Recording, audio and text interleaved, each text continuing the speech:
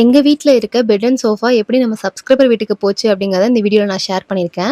அதுக்கு முன்னாடி bed and sofa வந்து கொஞ்சம் வந்து வேக்யூம் வச்சு கிளீன் பண்ணிட்டேன். கொஞ்சம் வாட்டர் மார்க்கும் வந்து ஸ்டெயின்ஸும் இருந்துச்சு. அத கிளியர் பண்றதுக்காக நான் வந்து பிங்க் ஸ்டஃப் அதுக்கப்புறம் ஒயிட் வினிகர் வந்து யூஸ் பண்ணேன். பிங்க் ஸ்டஃப் வந்து ஃபர்ஸ்ட் ஒரு 5 மினிட்ஸ் வந்து ஸ்ப்ரே பண்ணி விட்டுட்டு செட் ஆகுற வரைக்கும் வெயிட் பண்ணேன்.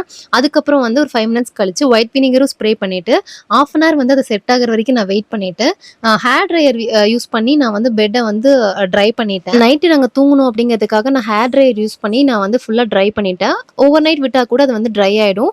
ஸ்டெயின்ஸ் இருந்த இடமே தெரியாம வந்து ரொம்ப நீட் ஆயிடுச்சு. நாங்க லண்டன்ல இருந்து இந்தியாவுக்கு கிளம்புறதுனால வீட்ல இருக்க பெட் அண்ட் சோஃபா வந்து மார்க்கெட் பிளேஸ்ல ஃப்ரீயா வந்து லிஸ்ட் பண்ணியிருந்தோம். அதை பார்த்துட்டு சில பேர் அப்ரோச் பண்ணாங்க. ஒருத்தவங்க வந்து இன்னைக்கு மார்னிங் வந்து பிக் பண்ணிக்கிறேன்னு சொல்லியிருந்தாங்க.